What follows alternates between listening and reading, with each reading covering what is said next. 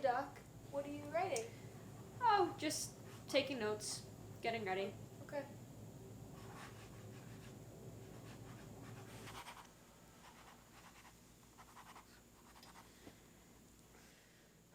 So, So, when does it start working? when you start talking. Oh. Yep, I'm going to therapy. The last few months have been an interesting time for everyone. Life as we know it has been thrown completely upside down, and while that has affected a lot of different people in very difficult ways, I've actually had a uniquely positive experience during lockdown. I've been working from home and I started a blog and this YouTube channel and all these things that you already know if you've been watching my videos, so I'm not going to go into depth on them today.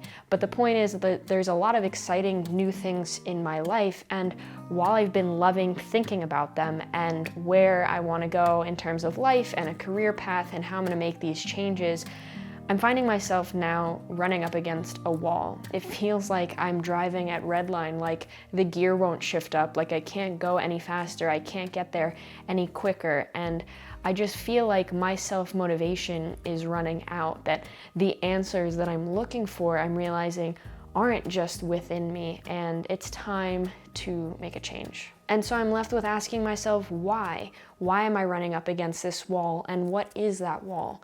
And the answer is that it is all my unresolved childhood trauma. It's the fears and the thoughts that are telling me that I'm not good enough, that I'm not going to make it, that I'm going to be poor, that my safety is not going to be guaranteed. And all of that stuff roots back to experiences that I've had in my life that are unprocessed, unhealed, and unlearned.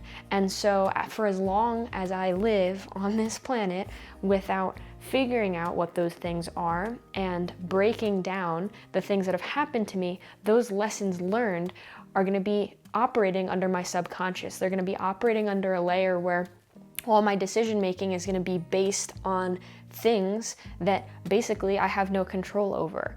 All of those lessons learned are going to be biases, and they're going to dictate the way that I behave that's not conscious to me, that's not an active choice, right? Like, I wouldn't choose to be fearful. I wouldn't choose to want to feel like I'm going to be poor or like I'm not going to make it in this life. All of that comes from unresolved childhood traumas that I get to work through now. So the key to breaking those walls is resolving those unhealed, unprocessed, undiscussed traumas. And the reality is that the things that we experience become our lessons learned, and those lessons learned are going to dictate the way that behave in life.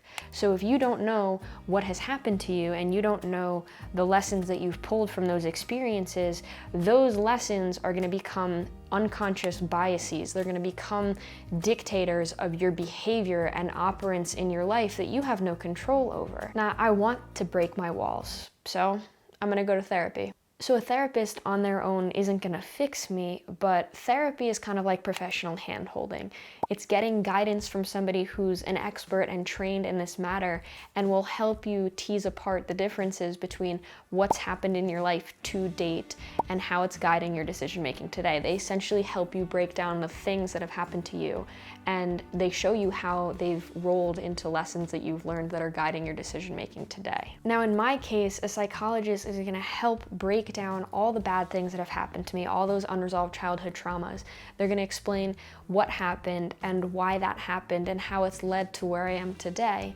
And in my case, we're going to be able to break down all that bad stuff and eventually replace it with good stuff, with better decision-making capabilities and better memories and better experiences down the line. A big reason why I'm making this video, and it's the same reason why there's such a massive smile on my face, is because these are all positive things.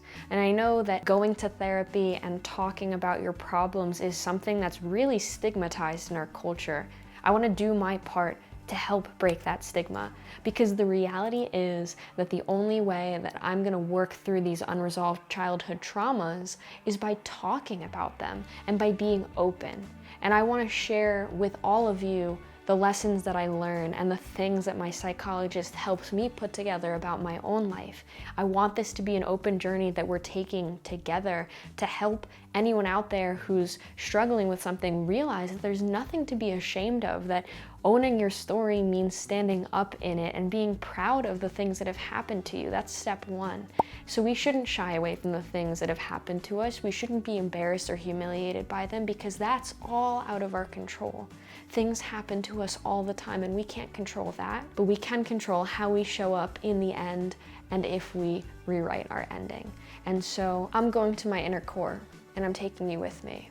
A few days ago, I went to a park nearby me. I sat down on a bench and I felt the wind, which was particularly strong that day. I heard the kids running around, screaming and laughing, and all I remember feeling was whole, was feeling so full of life and happy to be there and so extremely present. I haven't done the work yet, but that wall that I've been running up against, the wall that separated me from life as I know it to be and life as I know that it can be, is breaking.